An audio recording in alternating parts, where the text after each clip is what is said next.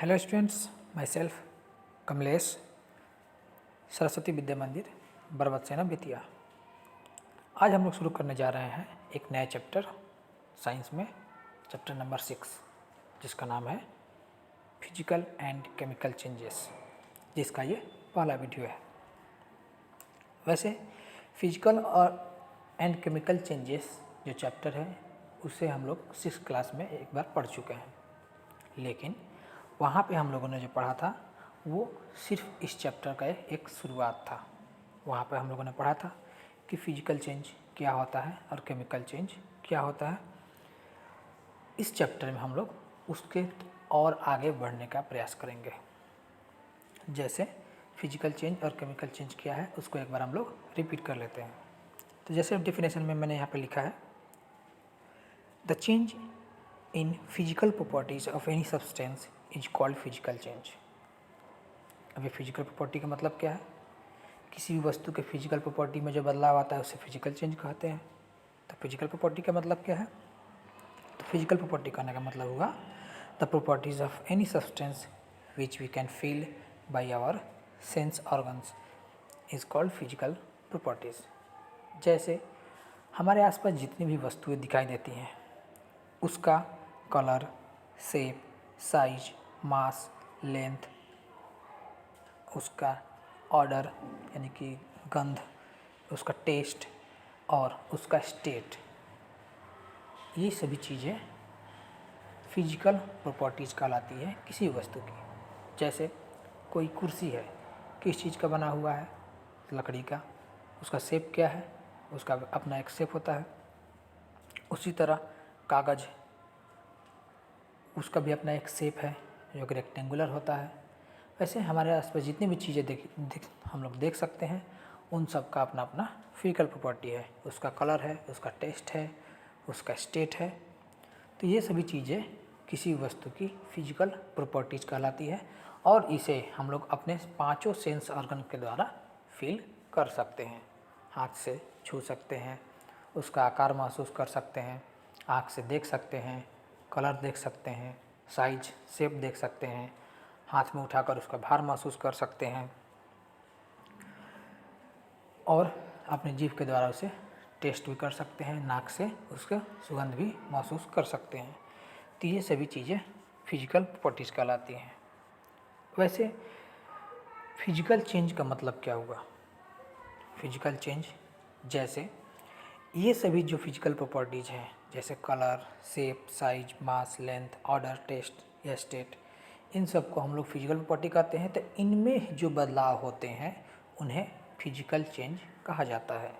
जैसे एग्जाम्पल, ये हम लोग का हाथ है, पांचों उंगलियां खुली हुई हैं, लेकिन हम इसका जब बंद कर देते हैं तो मुट्ठी बन जाती है। तो क्या हुआ? इसमें हाथ के जो पंजे थे वो खुले हुए थे, उसको फिर से हम लोगों ने मुट्ठी बना ली, लेकिन है तो वो हाथ ही, भले ही उसका शेप चेंज हो गया। उसी तरह कागज़ है, कागज़ का शेप रेक्टेंगुलर होता है, चौकोर होता है, लेकिन उससे हम लोग बनाते हैं फूल। फूल तो बना हुआ है कागज़ का ही। तो कागज़ से जब फूल बनाते हैं तो फूल का अपना एक शेप है, उसका अपना एक साइज है, लेकिन जिससे बना हुआ था कागज़ उसका शेप तो चौकोर था। उसको चेंज करके हम लोगों ने उसको फ्लावर के शेप में डाल दिया। उसी तरह हम लोग कागज़ से नाव बनाते हैं, तो कागज़ चौकोर था लेकिन नाव का अपना एक अलग शेप होता है। हम लोग अलग अलग तरह के नाव बनाते हैं। तो इन सब में क्या होता है कि कागज़ का शेप जो है वो बदल जाता है, उसका आकार बदल जाता है, लेकिन है तो वो कागज़ का ही। तो जो मैंने कहा फिजिकल प्रॉपर्टीज़, शेप या साइज या कलर, उसमें कोई बदलाव होता है तो उसे हम लोग फिजिकल चेंज के नाम से जानते हैं।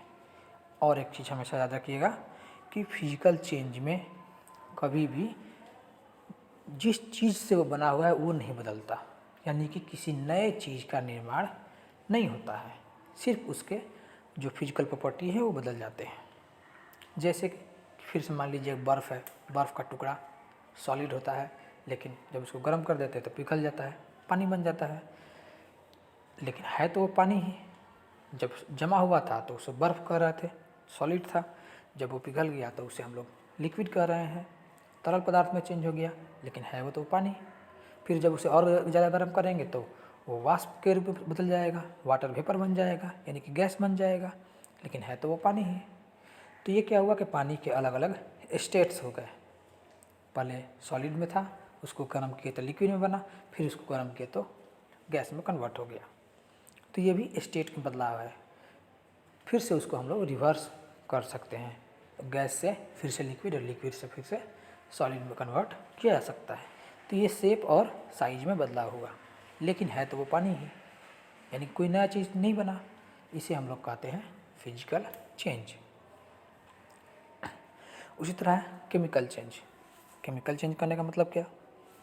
The change in substance in which a new substance is formed is called chemical change. यानी कि कोई भी चीज़ जो है उसमें इस तरह का बदलाव होना कि एक नए चीज़ का निर्माण हो, एक नया चीज़ बने।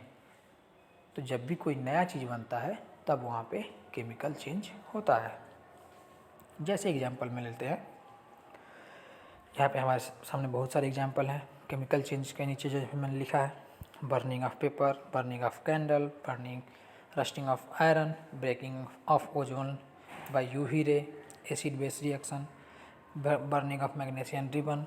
इन सब के बारे में हम लोग एक एक करके पढ़ेंगे। तो जैसे मान लीजिए चेन है लोहे का बना हुआ, जब ये कंपनी क्या कारखाने में से बन के आता है तो बहुत सुंदर दिखता है, एकदम पूरी तरह पॉलिश किया हुआ, साफ़ सुथरा। लेकिन कुछ दिन तक हवा में एक्सपोज छोड़ दिया जाए, ऐसे ही हम लोग यूज करने लगे या ऐसे ही रखा हुआ रहे, तो कुछ दिन बाद देखते हैं कि उस पर ब्राउन कलर का एक लेयर बैठ जाता है, थोड़ा सा गंदा देखने में लगता है। इसे हम लोग कहते हैं रस्टिंग ऑफ आयरन। उसी तरह है, जैसे हम लोग साइकिल चलाते हैं, साइकिल का जो चेन है लोहे का बना हुआ था, एक्चुअली पूरा साइकिल ही लोहे का बना हुआ होता है, लेकिन कभी कभी चेन देखिएगा कि इस तरह का हो जाता है, ब्राउनिश कलर का हो जाता है। जब उस पर हम लोग ग्रीस या ऑयल का इस्तेमाल नहीं करते हैं तो इस पर इस तरह के रस्ट बैठ जाते हैं। इसे हम लोग रस्टिंग ऑफ आयरन कहते हैं। लोहे का बना हुआ जितनी भी चीज़ें हैं उस पर रस्ट लगने का खतरा हमेशा रहता है। तो लोहे पर रस्ट लगना एक तरह का केमिकल चेंज है, क्योंकि लोहे पर जब एक बार रस्ट लग जाए तो फिर लोहा कमज़ोर हो जाता है, एक नए चीज़ का निर्माण हो जाता है। लोहा से रस्ट बन गया, अब उससे फिर हम लोग लोहा प्राप्त नहीं कर सकते, यानी कि जो चीज़ था वो चीज़ ही एक चीज़ में बदल गया, चेंज हो गया और नए चीज़ का निर्माण किया। तो इसे हम लोग केमिकल चेंज के नाम से जानते हैं। उसी तरह लकड़ी है, लकड़ी पेड़ पौधों से हमें प्राप्त होते हैं, लेकिन जब उसमें आग लगा देते हैं तो जलने के बाद हमें मिलता है कोयला और राख। और फिर उस कोयले और राख से हम लोग लकड़ी प्राप्त नहीं कर सकते।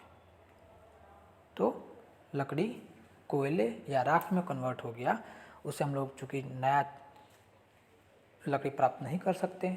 अब लकड़ी से नए चीज़ का निर्माण हो गया, कोयला बन गया, तो इसे हम लोग केमिकल चेंज कहेंगे कि लकड़ी जलकर कोयला बन गया। तो एक तरह का केमिकल चेंज है, क्योंकि वो दोबारा हमसे लकड़ी प्राप्त नहीं होने वाला। उसी तरह कागज़ को जलाते हैं, कागज़ को जलाने से भी राख बनता है, और राख बनने के बाद अगर हम लोग फिर से चाहें कि राख से पेपर को प्राप्त कर लें, कागज़ प्राप्त कर लें, तो ये पॉसिबल नहीं है। तो यहाँ पे भी एक तरह का नई चीज़ का निर्माण हुआ, कागज़ से राख बन गया। तो इसे भी हम लोग केमिकल चेंज के नाम से जानते हैं। तो इस तरह हम लोग केमिकल चेंज और फिजिकल चेंजेस को समझ सकते हैं। अब इसमें डिफरेंस क्या है? फिजिकल चेंज और केमिकल चेंज अलग अलग होते हैं। जैसे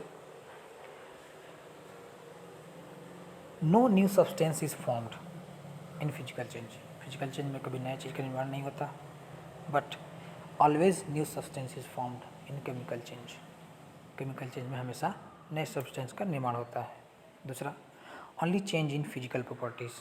जो फिजिकल प्रॉपर्टी है वो सिर्फ बदल जाते हैं, but in the case of chemical change उसका पूरा का पूरा केमिकल प्रॉपर्टी ही बदल जाता है। और केमिकल प्रॉपर्टी बदलने का मतलब कोई नया चीज़ बन जाना, क्योंकि कोई भी चीज़ है तो वो अपना जब तक प्रॉपर्टी चेंज नहीं करेगा तब तक नया चीज़ नहीं बनने वाला।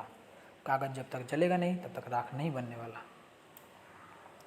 और तीसरा है most of physical changes are reversible but chemical changes are not reversible. यानी कि जितने भी फिजिकल चेंजेस होते हैं वो रिवर्स हो सकते हैं, वापस आ सकते हैं। कागज़ से हम लोगों ने नाव बनाई, फिर नाव को खोलकर हम लोग कागज़ बना सकते हैं। कागज़ को काट दिए, फिर से हम लोग कागज़ प्राप्त कर सकते हैं, वो कागज़ ही रहेगा। भले ही उसका प्रॉपर्टी वहाँ पे नहीं बदला, भले ही उसको हम लोग जोड़ नहीं सकते, जोड़कर जिस तरह पहले से कागज़ था वैसे नहीं बना सकते, लेकिन है तो वो कागज़ ही, उसमें कोई बदलाव नहीं हुआ। तो उसी तरह है जैसे बर्फ़ का पिघलना, बर्फ़ को अगर पिघल जाए तो पानी बन जाता है, फिर पानी को हम लोग अगर ठंडा कर देंगे तो बर्फ़ बन जाएगा। तो इस तरह फिजिकल चेंजेस रिवर्सिबल होते हैं, लेकिन केमिकल चेंजेस रिवर्सिबल नहीं होते हैं। तो यहाँ तक हम लोगों ने पढ़ा फिजिकल चेंज क्या होता है, केमिकल चेंज क्या होता है और इन दोनों में डिफरेंस क्या है। इस वीडियो में इतना ही। नेक्स्ट वीडियो में हम लोग इसके आगे बढ़ने का प्रयास करेंगे। आज के लिए इतना ही। धन्यवाद।